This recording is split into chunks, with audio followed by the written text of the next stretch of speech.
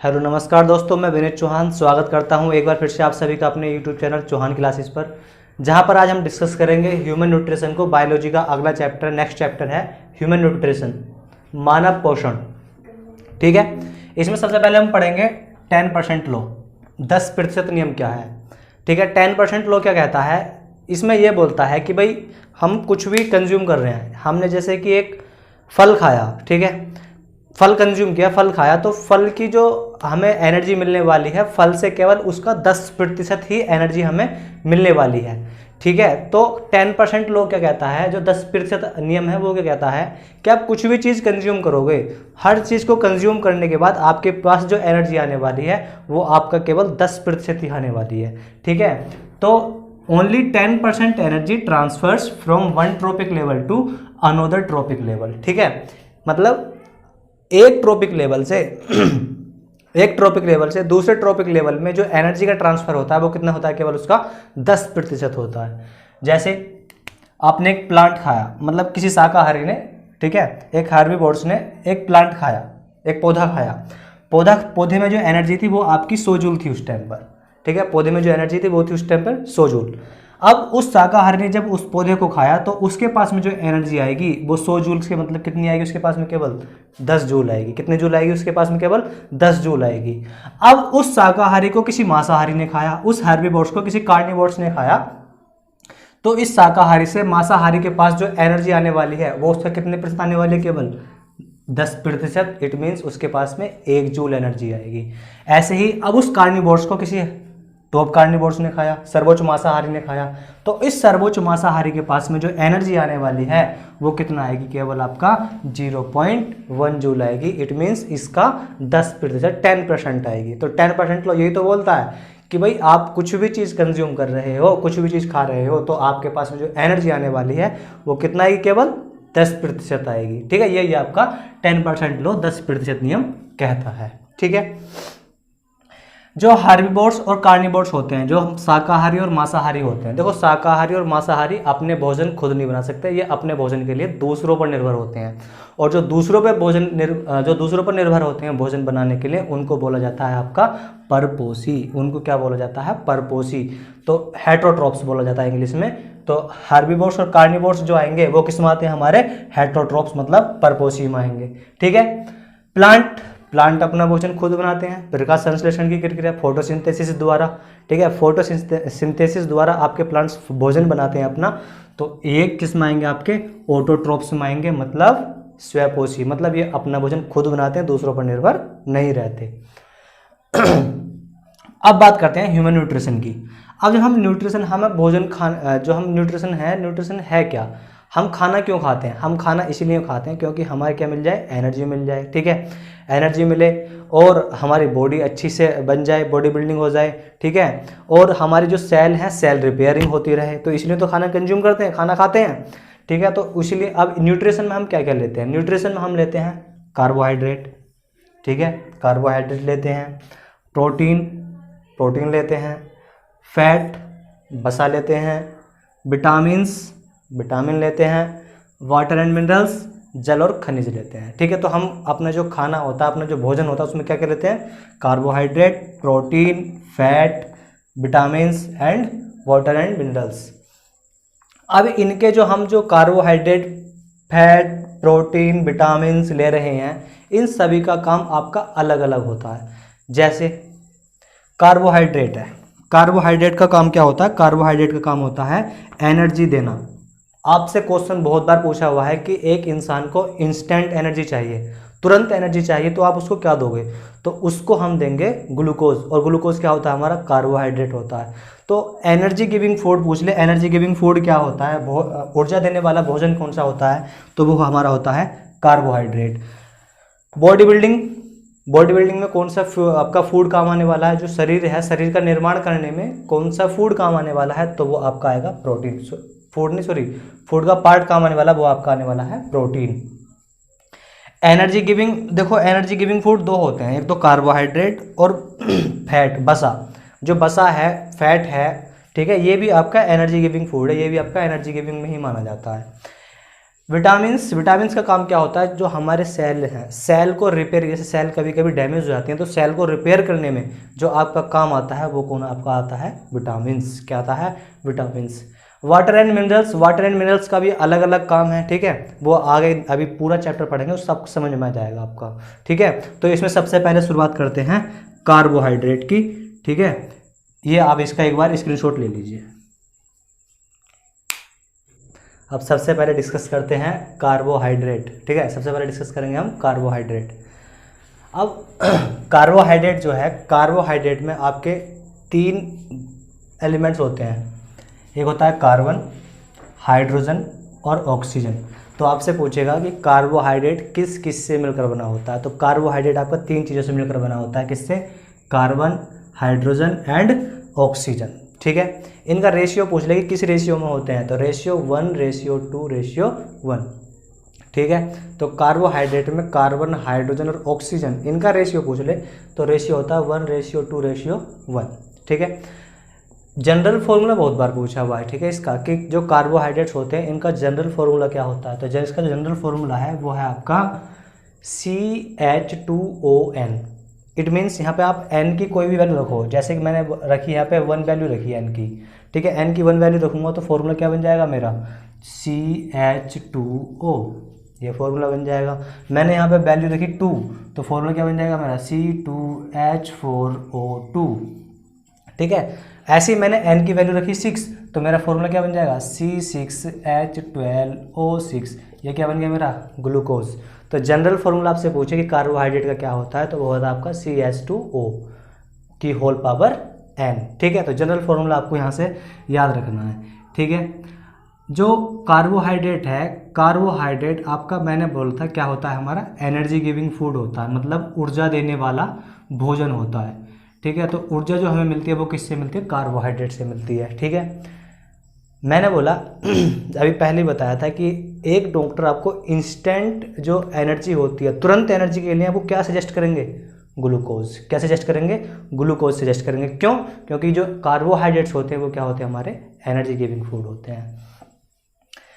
1 ग्राम carbohydrates आपसे पूछे कि सर बताओ 1 ग्राम कार्बोहाइड्रेट्स में कितनी एनर्जी मिलती है, तो 1 ग्राम कार्बोहाइड्रेट्स में एनर्जी मिलती है आपकी 4.3 कैलोरी, ठीक है। एनर्जी को कैलोरी में भी मापा जाता है, ठीक है। तो आपके 1 ग्राम कार्बोहाइड्रेट्स में मिलती है आपकी 4.3 कैलोरी एनर्जी मिलती है, ठीक है। आप अगर 1 ग्राम कार्बोहाइड्रेट कंज्यूम करते हो, खाते हो, ग्रहण करते हो, तो उस पर आपको मिलती है 4.3 कैलोरी एनर्जी मिलती है, ठीक है।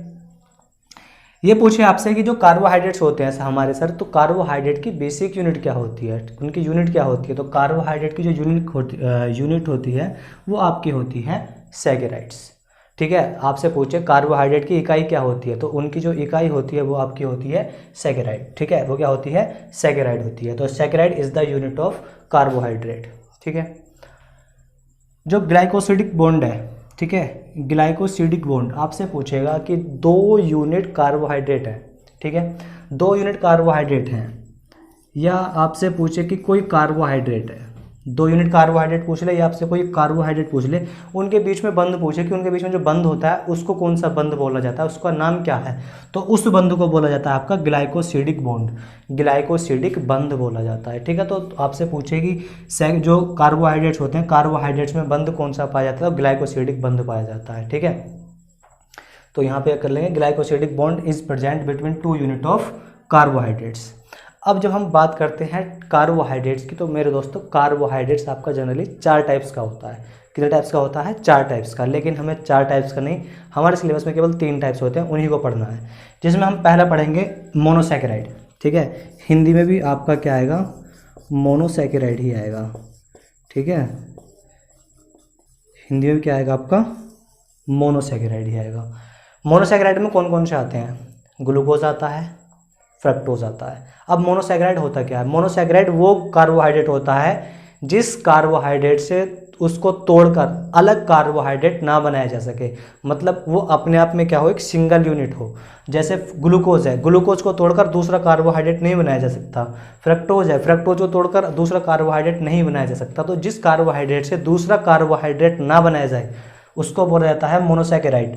इसमें आपका आता है ग्लूकोज और आपका आता है फ्रक्टोज। अच्छा, फ्रक्टोज को बोला जाता है स्वीटेस्ट नेचुरल शुगर।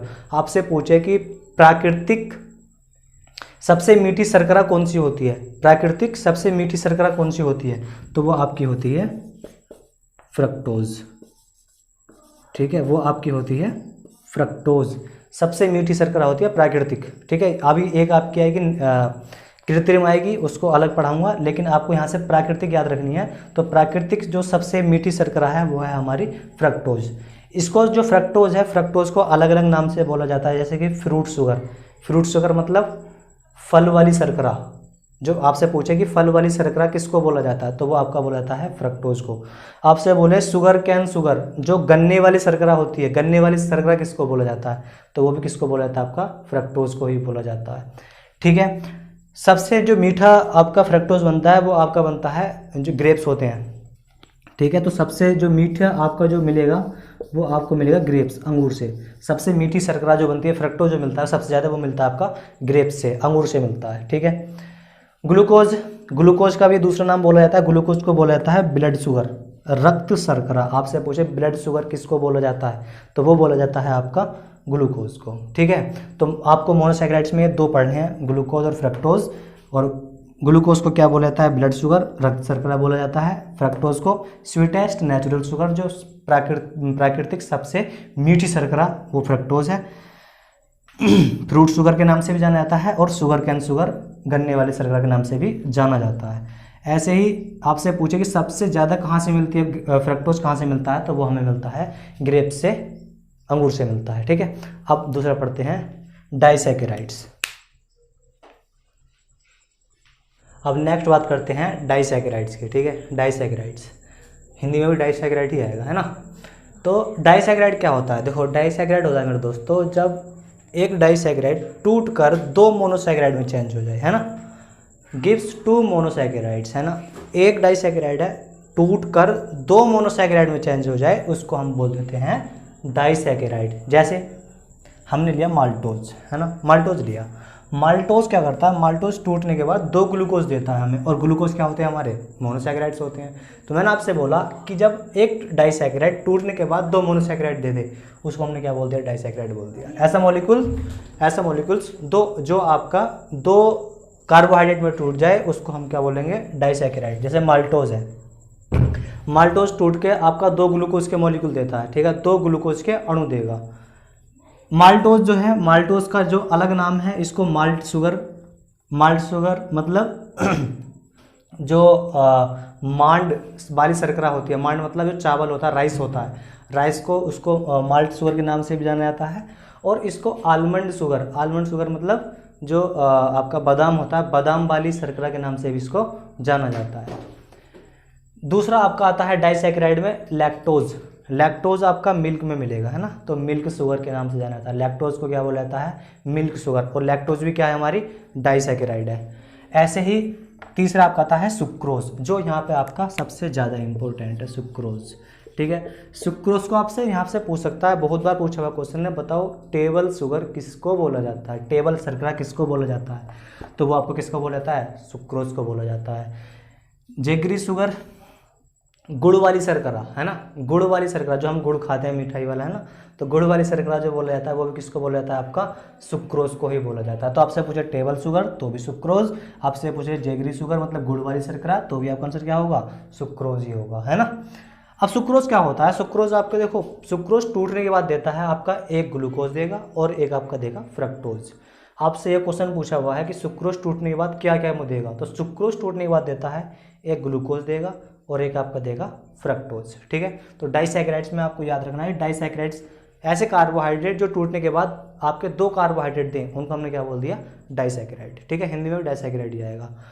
अब बात करते हैं पॉलीसैकेराइड्स, है ना, पॉलीसैकेराइड्स क्या होते हैं, पॉलीसैकेराइड्स वो कार्बोहाइड्रेट होते हैं, हिंदी में भी पॉलीसैकेराइड्स ही मिलेगा।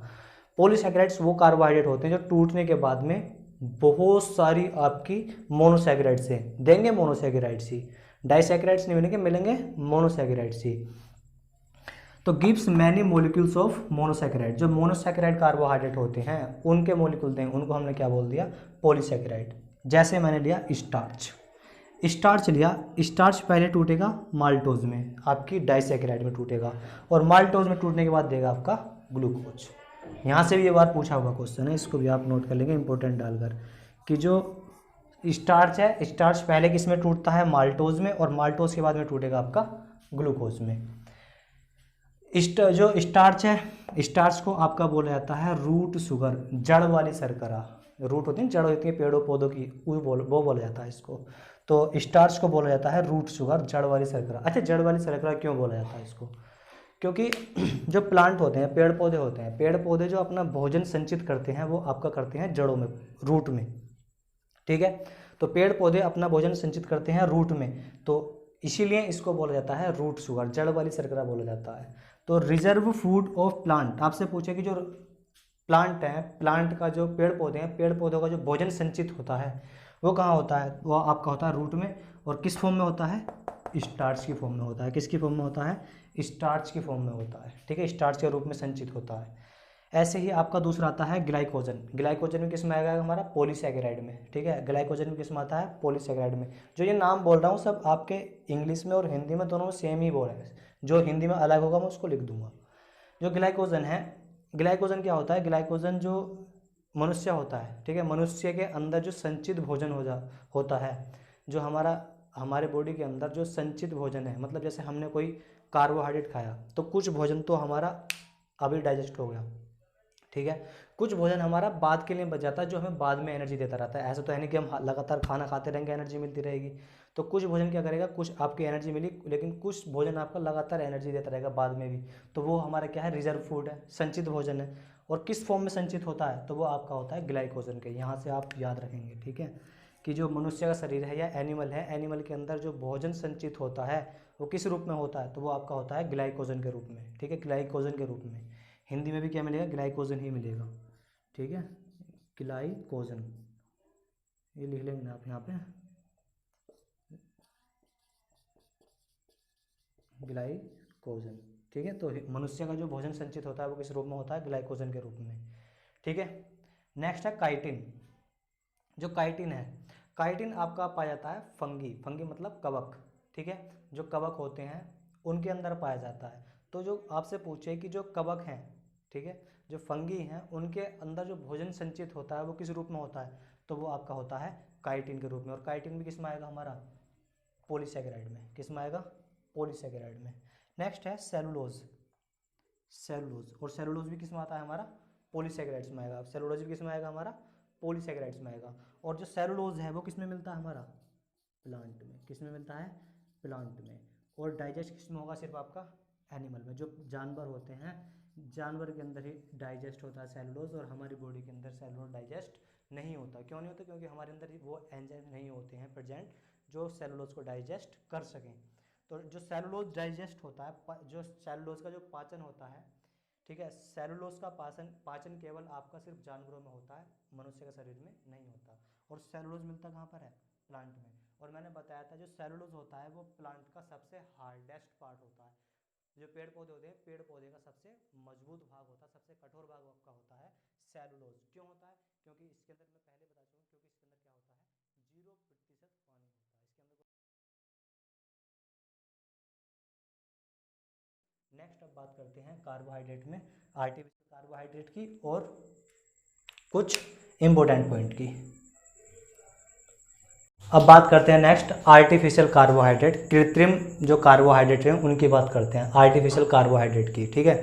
जो कृत्रिम कार्बोहाइड्रेट होते हैं उनकी बात करते हैं, है ना। इनमें आपके 2 कार्बोहाइड्रेट पूछे जाते हैं और बाकी कुछ आपको कृत्रिम कार्बोहाइड्रेट में नहीं पूछेगा। पहला है एस्पार्टेन, ठीक है, एस्पार्टेन। एस्पार्टेन क्या होता है,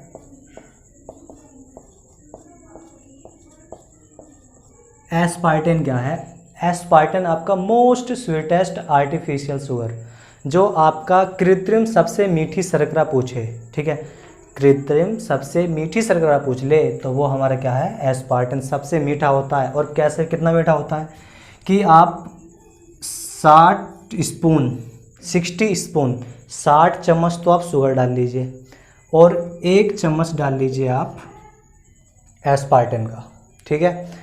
60 चम्मच शुगर जो चीनी होती है वो डाल लीजिए अपनी चाय में, और 1 चम्मच डाल लीजिए आप एस्पार्टन का, तो वो इक्वल होगा, ठीक है ना। तो 60 गुना ज़्यादा मीठा होता है आपका चीनी से। एस्पार्टन जो आपकी चीनी होती है चीनी से 60 गुना ज़्यादा मीठा होता है। दूसरी आपकी आप पूछ लेगा सैकरीन, ठीक है। सैकरीन, तो सैकरीन भी क्या है हमारी आर्टिफिशियल शुगर है। सैकरीन भी क्या है हमारी आर्टिफिशियल शुगर है, लगभग 50 गुना आपकी मीठी है शुगर, जो चीनी होती है चीनी से लगभग आपकी 50 गुना ज़्यादा मीठी है। तो आर्टिफिशियल में 2 नाम आते हैं, एस्पार्टन का और दूसरा आपका आता है सैकरीन का। बस इन दोनों को याद रखना है। आपसे पूछे कि मोस्ट स्वीटेस्ट आर्टिफिशियल शुगर कौन है, तो वो है हमारी एस्पार्टन। अच्छा, फंक्शन क्या होते हैं, काम क्या होते हैं, जो आपने कार्बोहाइड्रेट पढ़ा, कार्बोहाइड्रेट का काम क्या है, ठीक है। हमने कार्बोहाइड्रेट लिया, भोजन में कार्बोहाइड्रेट खाया, उसका काम क्या है, उसका काम क्या होता है। पहला काम तो आपको सबसे ज़्यादा पता ही है, आपको सबसे ज़्यादा जो इम्पोर्टेंट काम है पता है आपको, टू गिव एनर्जी, ऊर्जा देना, ऊर्जा देना तो काम है इसका। दूसरा काम क्या है, दूसरा काम आपका होता है to produce vitamin C. Vitamin C को बनाने का काम भी किसका होता है, आपका कार्बोहाइड्रेट का ही होता है। विटामिन सी को बनाने का काम भी किसका होता है, कार्बोहाइड्रेट का ही होता है। और इसको आप इम्पोर्टेंट बना लीजिए, ठीक है। इस लाइन को आप क्या बना लीजिए, इम्पोर्टेंट बना लीजिए, ठीक है। तीसरा काम क्या होता है, इनफॉर्मेशन ऑफ न्यूक्लिक एसिड।